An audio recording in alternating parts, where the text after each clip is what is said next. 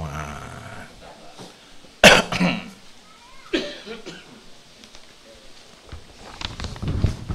Kotoran ikan apa ini cerita? Yang tanya siapa ini? Baik, kotoran ikan apa Pak? Nila, baik. Berarti air tawar ya. Baik. Kotoran ikan Bapak Ibu, nila nih. Konsep kolamnya harus kalau bisa sipon ya. Jadi sipon itu ketika air diambil itu dari bawah yang keluar. Supaya apa? Kotoran yang keluar. Ketika kotoran keluar, kotoran ikan itu ini sudah jadi pupuk sebenarnya. Ini konsepnya. Begitu dia sudah di atas Bapak Ibu buat tampungan. Seperti ini. Tampungan ini akan ada endapan. Betul kan ya? Lah endapan ini, setelah endapan ini kalau Bapak Ibu mau kreatif, ini seandainya dijadikan penghasilan. Bapak Ibu bisa pelihara cacing sutra di sini. Ikan nila, ikan lele, ikan gurami, kotorannya ditampung di sini. Nah, setelah kotoran di sini ini jadi cacing, jadi makanan. Setelah cacing airnya kan lebih bersih. Ini baru buat asola. Kalau seandainya air ini dikembalikan ke kolam, berarti di sini kasih eceng gondok. Sekalian saya kembangkan ya. Ini konsepnya, menjadi mata rantai di dalam integrated farming. Bisnis utamanya apa? Ikan. Ikan butuh makan, betul? Dari kampasnya ikan, di sini jadi cacing sutra, betul ya? Cacing sutra bisa jadi pakan ikan tidak? Proteinnya tinggi atau tidak? Kalau ikan dikasih cacing cepat besar atau tidak? Pasti. Yang kedua, dari cacing keluar asola. Asola untuk pakan apa? Ikan. Dari asola keluar namanya eceng gondok. Eceng gondok untuk filternya air. Eceng gondok untuk pakan apa Bapak Ibu? Entok, itik, pokoknya semua yang kakinya selaput. Kotoran bebek dipakai untuk apa? Pupuknya kolam. Muter atau tidak? Ini saya bahaya ini. Ini ilmu saya keluar semua ini.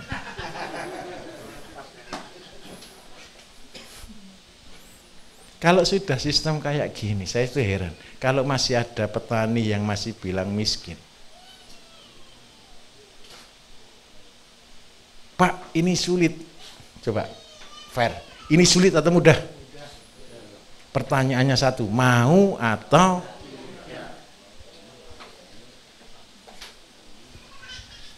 Inilah kehebatan alam. Terus ngolah pupuknya gimana Pak? Bapak mau jadikan pupuk, yang diambil pupuk itu ini. Kotorannya tadi diambil, mau dijadikan apa?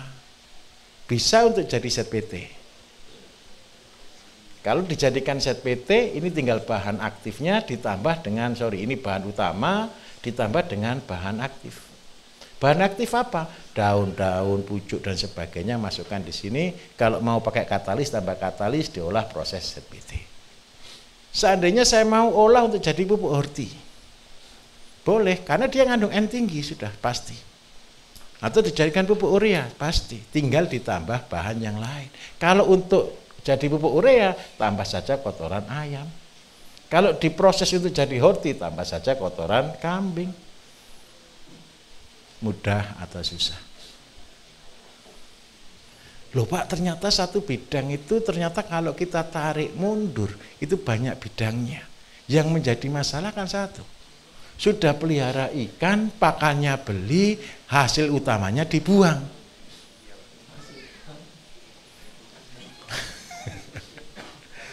Kalau sudah tahu begini Bapak Ibu, percayalah konsep dari awal saya katakan, sampah lebih mahal daripada yang utama. Percayalah. Tadi saya ngitungkan untuk petani, untuk petambak udang. Kan saya katakan 1 hektar itu limbahnya udang Bapak Ibu 1 tahun itu ada 100 ton. Karena apa? Lumpur basah, jangan kering loh ya, basah. Lah, lumpur basah ini 100 ton ini diolah jadi horti bisa, jadi ZPT bisa. Kalau ini jadi ZPT semua, ngeri harganya. ZPT harganya berapa? 40.000. 40.000 kali 100 ton berapa? 4M. Terlalu kaya lah. Paling gampang karena buat ZPT semua tanamannya siapa disebut ZPT. Betul? Karena itu ngolahnya harus jadi horti, jadi ZPT, jadi cair. Tujuannya apa? Seandainya jelek-jelek lah, jadi horti 100 ton, tambah kotoran kambing 100 ton, tambah itu 100 ton, jadi pupuk horti 100 ton. Seandainya Bapak Ibu jual 1 kilo 1.000 saja, sudah 100 juta. Terus yang kedua, horti itu kan ada cairnya kan? Kalau 100 ton kan cairnya kurang lebih sekitar 20 ton. 20 ton kali harga 20.000 sudah 400 juta. Nah, sudah, ini sudah 500 juta. 500 juta hasilnya udang belum tentu dapat 500 juta setahun. Fair. Jadi kalau ditanya udang, ketika udang bermasalah jangan putus asa. Loh Pak, udangnya terserang penyakit, mati semua. Bahagia saja. Udang itu Bapak Ibu, kalau bagus loh ya, itu harga bisa 100.000 lebih. Dengan grade dan ketentuan berat tertentu. Tetapi kalau udangnya mati, kan tidak laku kan? Ketika tidak mati jadikan nutrisi. Tinggal tambah air kelapa, 20% saja ke udangnya. 20 banding 80. Banyak airnya atau banyak udangnya? Ketika digabung jadi berapa? 100 kan? Jualnya nutrisi loh, tidak mungkin lebih murah dari 50.000. 50.000 Bapak Ibu per liter. Jadi kalau seandainya 20 tambah ini ada 100 kali 50.000 berapa? 5 juta. 5 juta, 20 kilo 5 juta. Berarti 1 kilonya berapa? 250.000. Nggak ada kok udang harga 250.000 kok. Artinya apa? Tapi tolong, jangan buat udang semua jadi nutrisi. Siapa yang mau beli? Jadi begini, kenapa saya katakan harus syukuri apa yang ada? Di balik masalah ada berkah. Kenapa saya selalu bahagia walaupun seringkali rugi? Karena ketika saya rugi, saya tambah untung.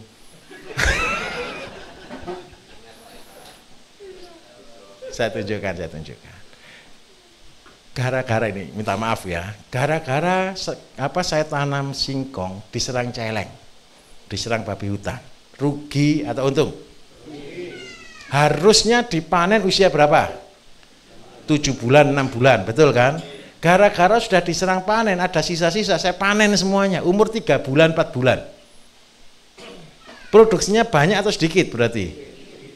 Untung atau rugi? Ketika parang itu saya panen, saya tetap bahagia. Saya olah jadi apa? Saya olah jadi makanannya kanker. Saya olah jadi vitamin B17. 1 hektar itu Bapak Ibu, 3 hektar kemarin dipanen itu cuma dapat sekitar 3 ton kok sisanya babi hutan itu. Tapi bahagia saja saya. Saya bahagia aja bilang bela anak-anak, sudah batangnya tanam lagi. Dari 3 hektar bisa jadi 6 hektar. Singkong mudanya bawa turun. Kulitnya untuk pakan kambing, singkong mudanya kita proses jadi makanan kanker. Makanan kanker saya jual mahal Bapak Ibu. 1 kilo sekitar 50.000. 50.000 kali 3 ton berapa?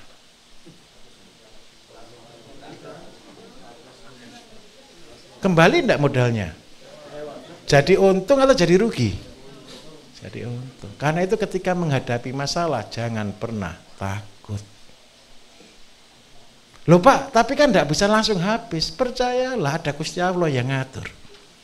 Kadang-kadang begini loh, setiap proses yang kita alami itu hanya menguji hati kita saja kok. Karena itu saya katakan, kita itu dikatakan beriman Bapak Ibu.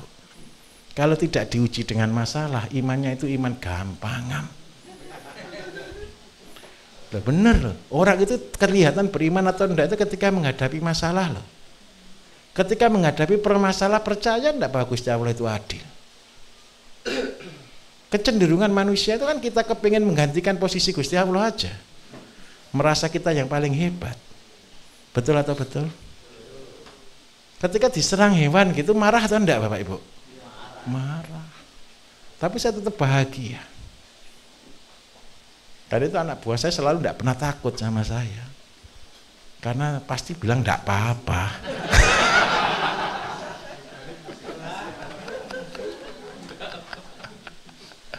Kemarin lobster mati gitu ya.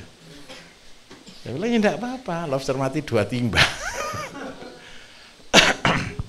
Saya bilang sudah bawa ke dapur, suruh blender jadi nutrisi.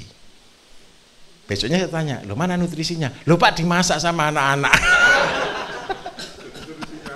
Ini nutrisinya anak-anak. Ya enggak apa-apa.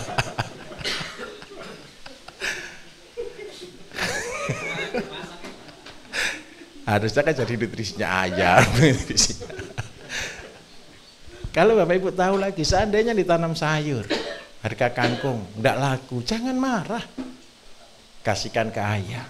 Kalau ayamnya sudah kenyang, buat lagi jadi set PT. Ayam itu Bapak Ibu, ayam kampung enggak pernah kok harga 40.000 per liter per kilo. Set PT 20% ditambah air lagi, itu dijual 40.000. Lebih mahal atau enggak kira-kira? Lebih mahal. Loh Pak kalau gitu saya buat pupuk saja, jangan. Siapa yang mau beli? Nah, semua itu butuh proses. Terkadang kita harus disuruh ngolah karena waktunya ngolah. Karena kita ini kan orang bodoh saja. Kalau saya prinsip, kita tidak perlu jadi orang pinter, kita tidak perlu jadi orang hebat, jadi orang yang pasrah. Katanya Pak KB, pasrah itu ngepaskan apa Pak? Ngepaskan arah. Yang tahu arah siapa? Gusti Allah. Kita itu tahu hanya hari ini Bapak Ibu. Besok kita tidak tahu kok. Lusa kita tidak tahu kok. Kita punya cita-cita boleh, tapi setiap langkah kita pasrah. Karena kita orang buta yang tahu jalan Gusti Allah. Ini Bapak Ibu jangan sakit hati ya. Setiap angkatan materi saya berbeda atau tidak? Berbeda. Tahu caranya saya belajar dari mana? Dari masalah. Yang kedua dari mana? Dari pasrah. Semua anak-anak saya tahu di sini Bapak Ibu. Pasukan saya tahu. Kalau saya lagi diam, tidak ada yang berani ganggu. Artinya apa? Berarti Pak Bayu lagi cari sesuatu untuk disampaikan. Belum tahu materinya itu. Loh bener, angkatan Pak KB Bapak Ibu. Ini angkatan pertama. Saya mau ngajar. Kurang 10 menit loh materi belum ada. Murid sudah siap di kelas ya Pak KB ya. Saya lagi ukrek dengan laptop. Pada zaman itu saya masih ngajar pakai PowerPoint Bapak Ibu. Pada ya 10 tahun yang lalu lebih Pak KB ya. 2013. Dan yang keren satu, saya buat materi hanya 10 menit. 10 tahun sampai hari ini tidak bisa diganti. Lah sudah keren kan? Buat saya cuma 10 menit. Tapi itu tidak bisa berubah kayak jadi kitab. Benar. Nah, kenapa kok bisa jadi itu? Karena saya tidak pernah mau mengajar yang meniru. Kalau bahasa Inggris itu agak keren, fresh to the heaven. Oh, jadi ilmunya Bapak Ibu ini bukan ilmu fotokopi. Saya minta maaf. Saya tidak pernah mau nonton YouTube-nya orang. Saya tidak mau diajar orang lagi semenjak tahun 2010. Saya tidak pernah mau baca buku lagi mulai tahun 2010. Karena apa? Yang ngajar belum tentu sudah melakukan. Penulis buku itu rata-rata jiplak. Betul atau betul? Karena itu saya tidak pernah mau belajar lagi. Apa belajar saya? Melakukan, mengerjakan, dan terus belajar. Saya mau katakan jujur, ilmu yang Bapak Ibu pelajari di sini dengan saya, ini semua berbeda dengan apa yang Bapak Ibu sudah pernah di YouTube. Terus yang kedua, cari di buku manapun, tidak ada. Karena ilmu saya ngawur. Tahu kata ngawur itu dari mana? Tahu orang terhebat di dunia rambutnya jegrek gitu? Ketika dia membuat teori pertama, disebut orang ngawur atau bukan? Disebut orang gila atau bukan? Karena orangnya yang lain tidak sampai level itu. Thomas Alva Edison disebut orang gila enggak ketika dia membuat lampu pertama kali? Jadi, saya minta tolong, Bapak Ibu jangan jadi follower, juga jangan jadi follower saya. Saya berikan basic. Seandainya boleh saya ngajarkan. Saya dulu Bapak Ibu, saya tahu yang ngajar dosen itu S1, S2 sama profesor, beda cara ngajarnya. Profesor itu ngajar tidak pernah lama Bapak Ibu, tapi yang diajarkan basic. Setelah dia ngajar, kita itu tahu-tahu, kok tahu-tahu jadi pinter ya. Paham maksud saya? Tetapi kalau yang ngajar dosen, cuman S1, S2, baca buku, hafalkan. Tetapi kalau yang ngajar profesor, mengerti. Beda enggak menghafal sama mengerti? Mengerti itu keluarnya ngeh. Paham. Dong. Paham itu seperti orang naik sepeda. Pernah belajar naik sepeda dulu semuanya? Pernah? Setelah waktu mau belajar naik sepeda, impossible enggak kita bisa naik sepeda? Kayak kan enggak mungkin bisa kan? Kayak jatuh terus kan? Tetapi begitu kita sudah bisa naik sepeda, bisa jatuh enggak? Sulit kalau enggak kecelakaan. Karena apa? Kita enggak mau jatuh. Jangankan naik sepeda. Dulu waktu kecil dulu sudah langsung lari enggak? Tidak. Anak kecil bisa berjalan pertama kali susah atau tidak? Susah. Lah kenapa Bapak Ibu kok tahu-tahu sudah pintar berjalan semuanya ini? Kan sudah tidak mungkin lupa kan caranya belajar berjalan kan? Nah, level ngeh. Tingkat saya ngajar adalah membuat orang mengerti. Karena itu yang saya ajarkan basic. Setelah Bapak Ibu tahu basic, ini yang terbuka wawasan, pola pikir. Silakan dikembangkan. Saya akan kalah dengan Bapak Ibu. Pasti. Kenapa saya akan kalah dengan Bapak Ibu? Karena Bapak Ibu akan punya waktu, mulainya sudah di sini, di tinggi. Saya dulu dari sini, Bapak Ibu sudah di sini mulainya. Paham maksud saya? Ini ke sini Bapak Ibu 30 tahun. Yang Bapak Ibu pelajari ini ilmu yang saya pelajari selama 30 tahun. Setelah 30 tahun saya ajarkan di sini, sama-sama kan posisinya dengan saya hari ini kan. Lah kelebihannya Bapak Ibu apa? Kalau Bapak Ibu doing, melakukan, Bapak Ibu kan sudah mengerjakan action. Saya kan tetap ngajar aja, jalan-jalan saja. Kalah atau tidak kira-kira saya dengan Bapak Ibu? Kalah. Pasti kalah. Pasti kalah. Cuman anugerah saja kalau nanti saya tambah ilmu baru.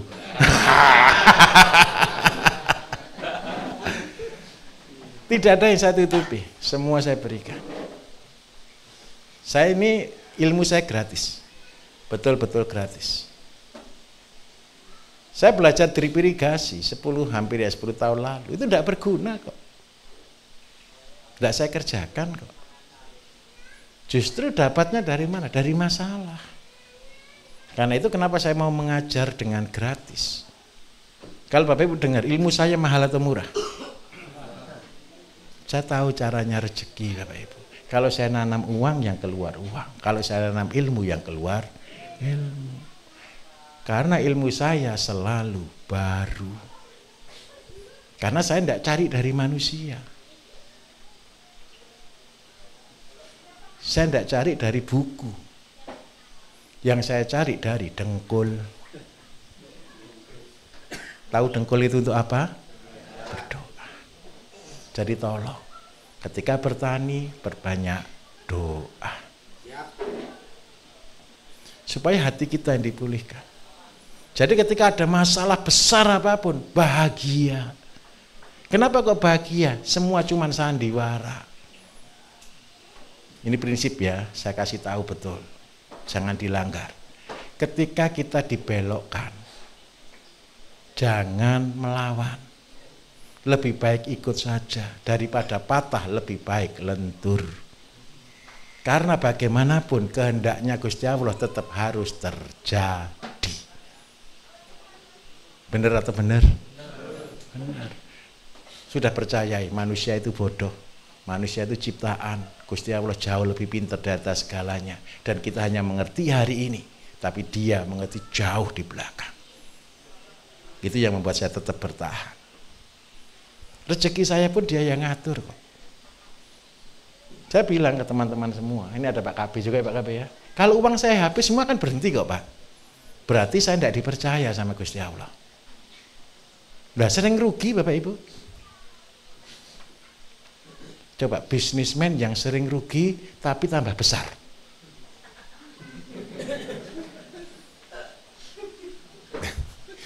Ini kok tertawa sih. Tanya Pak KB, betul atau enggak Pak KB? Banyak untungnya atau banyak ruginya Pak? Banyak ruginya. Harusnya bangkrut atau tambah besar?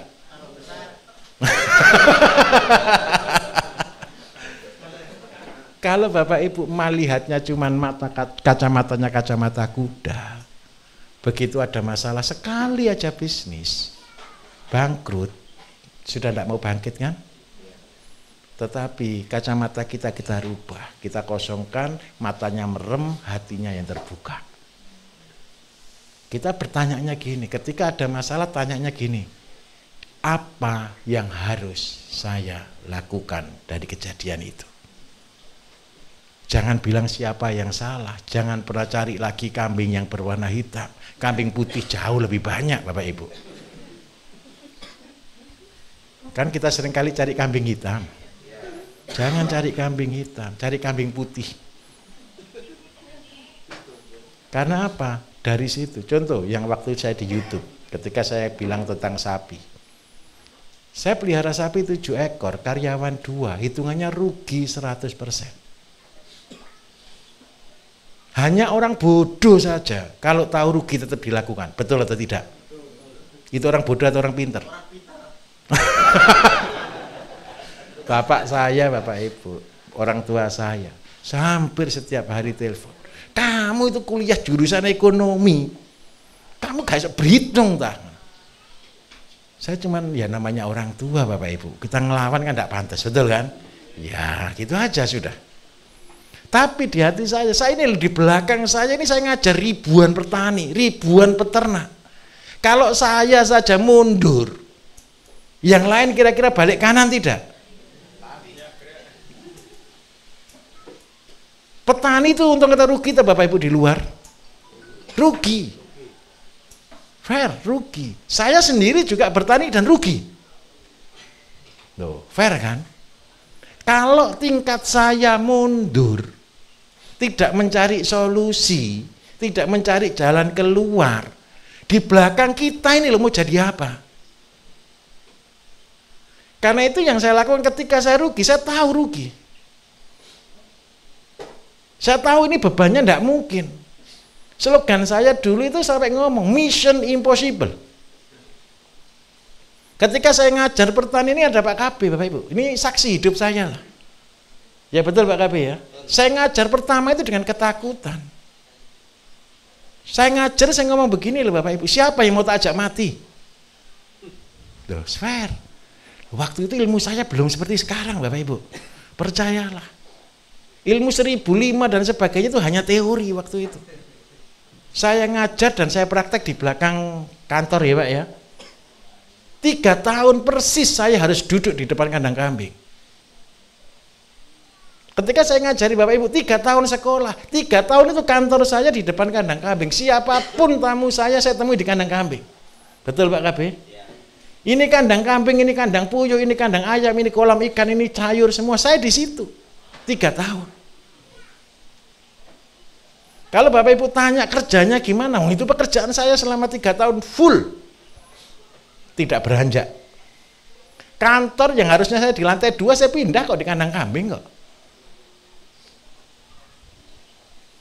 Karena apa? Saya mau belajar dari kambing. Ya kambing itu tidak pernah ngajari saya. Saya belajar dari ikan, saya belajar dari ayam, saya belajar dari sayur.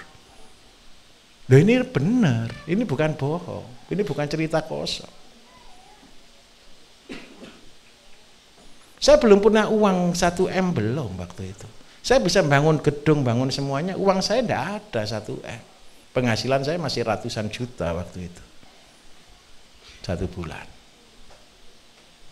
Baru setelah saya dikatakan lulus, itu uang saya sudah banyak. Pertanyaannya satu, ketika saya jalan susah kayak gitu, berat atau tidak? Berat. Yang paling berat itu bendahara di belakang. Pernah Bapak Ibu saya ngambil anak dari Kalimantan, pagi-pagi laporan, Pak, saya bisa neteskan puyuh Pak, dari 2000 telur itu netes 1800, bahagia. Siapa namanya dulu yang tidak bisa berhitung itu anak itu? Bukan, yang anak yang dari Kalimantan atau Sulawesi lah, lupa itu. Terus habis gitu ya sudah, pindah ke breeding, ke brooder ya, tempat oven ya. Semua mati dalam sehari. Gara-gara kan gini tuh. Tahu puyuh enggak? Tempat minumnya puyuh Bapak Ibu, ini kan harus dikasih batu. Kalau enggak dikasih batu dia akan berenang. Betul atau tidak? Kalau dia berenang pasti mati kan? Itu kelelep. Hari pertama saya puji, oh hebat kamu sudah berhasil. Besoknya, Pak mati semua. Namanya ya saya menghibur diri. Saya ada untuk melatih orang lain bisa berhasil. Ini anak angkat, saya ambil dari Panti Asuhan Surabaya waktu itu. Ketika gitu, kalau menurut Bapak Ibu marah atau enggak? Habis gitu ya sudah, taruh dulu. Saya berdoa. Lebih menyakitkan lagi, ini puyuh nilainya sedikit, betul kan? Sapi. Sapi berapa kemarin yang mati itu ya waktu Handoyo itu ya, sekitar 7 mungkin ya. Saya pakai teknologi TI, transfer embrio Bapak Ibu. Saya kepingin sapi besar, Belgian Blue. Jadi sapi itu saya TI dengan Belgian Blue 7 ekor. Saya jawab jujur ya, 7-7-nya mati. Karena anaknya terlalu besar. Induknya tidak mampu. Itu anak-anak di kandang bingung, Pak ini sapinya mati karena melahirkan. Harusnya kan sesar, tapi saya ini bukan dokter hewan Bapak Ibu. Waktu itu saya di luar kota lah ya, di luar kota terus. Menurut Bapak Ibu rugi atau untung? Rugi. Ketika tahu kejadian itu saya berdoa lagi. Apa yang saya lakukan? Ketika sapi mau beranak, sudah ini kan semua prematur akhirnya. Jadi saya siapkan tandon buat nutrisi. Jadilah nutrisi sapi. Sapinya anggap aja induk itu harga 20 jutaan ya. Besar-besar induk saya Bapak Ibu. Tapi 1 ekor sapi itu beratnya 100 kiloan. Belgian Blue itu 100 kilo. 100 kilo saya tambah air kelapa. Berapa kilo berarti berapa liter Bapak Ibu? Ini kan 20% 100, berarti ini berapa? Anggap aja sekitar 400, 600, 500 lah ya. 500 liter. Jadinya total anggap aja 500. 500 saya jual 1 botol 25.000. 15 mili. 1 liter itu bruto berarti 1 liternya berapa? 25.000 kali 60 lah, anggap aja berapa? 1,5 juta ya. Jadi 500 kali 1,5 juta Bapak Ibu. Ketemu berapa? Ketika sapi saya mati, saya ambil janinnya.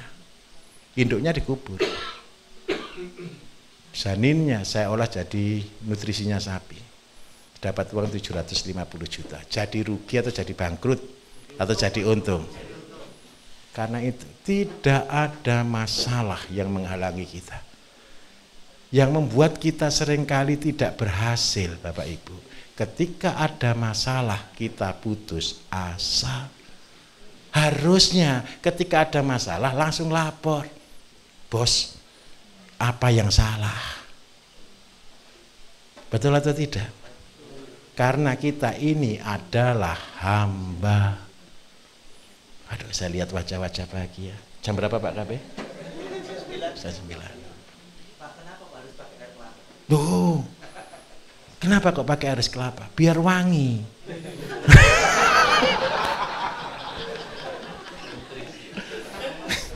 Sebentar, sabar. Tahu air kelapa? Air yang ajaib di muka bumi itu namanya air kelapa, selain air mata. Pompanya itu loh Bapak Ibu, selangnya terlalu kecil, betul enggak? Tapi di atas itu belum ada kelapa yang enggak penuh itu.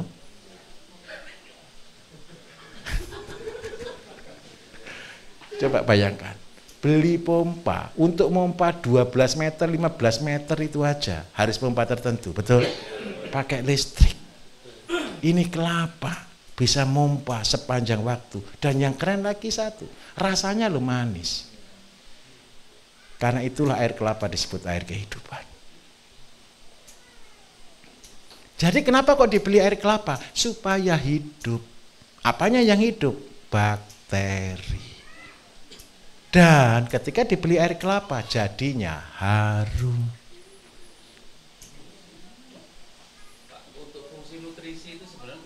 Oh, nutrisi, sepele Pak. Bapak makan tanpa garam, kira-kira enak enggak Pak? Garam itu kalau seandainya, enak kan kalau ada garam kan? Coba enggak usah lain-lain, cuma makan garam saja. Katanya enak.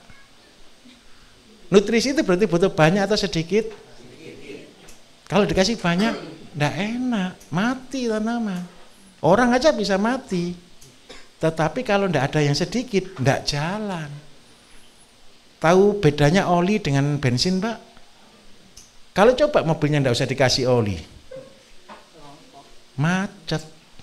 Nutrisi itu memperlancar sistem. Bapak Ibu, enggak harus selesai semua pertanyaan, saya lanjutkan besok. Jam 9 malam, minta tolong tidur. Istirahat, besok lebih keras lagi kerjanya. Saya bilang dulu untuk besok dulu tugasnya. Saya minta maaf ya, ini saya mempekerjakan Bapak Ibu. Besok ternyata tanamannya tidak semua di ACC Bapak Ibu. Karena kita punya bibit yang harus ditanam. Paham ya maksud saya ya? Tolong bantu habiskan bibit saya itu. Karena tanah kita sudah terbatas, nanti dicangkul habis. Saya ini minta maaf, terbatas tanah Bapak Ibu di sini. Karena saya mau beli lagi, investnya terlalu banyak lagi. Saya cuma batasi setiap tahun cuma beli sekali biasanya soalnya. Jadi nanti biar enggak iri, kalau saya beli sampai 2 kali nanti tetangga-tetangga yang lain iri. Soalnya ini semua mau dijual sih sebenarnya, tapi masih masuk daftar tunggu. Jadi saya minta tolong besok pagi, ini drip irigasi kan sudah jalan. Minta tolong itu ya langsung ditanam ya. Yang bagian telur tolong diselesaikan malam ini. Insya Allah tanggal 25 itu akan netes yang puyuh. Insya Allah. Karena saya telurnya ini beli online Bapak Ibu. Gara-gara Bapak Ibu kita kan harus siapkan semuanya, tapi tidak apa-apa. Nanti kita pelajari. Besok pagi kita masih lanjutkan sedikit di peternakan sama perikanan. Boleh ya? Terima kasih banyak. Wassalamualaikum warahmatullahi wabarakatuh.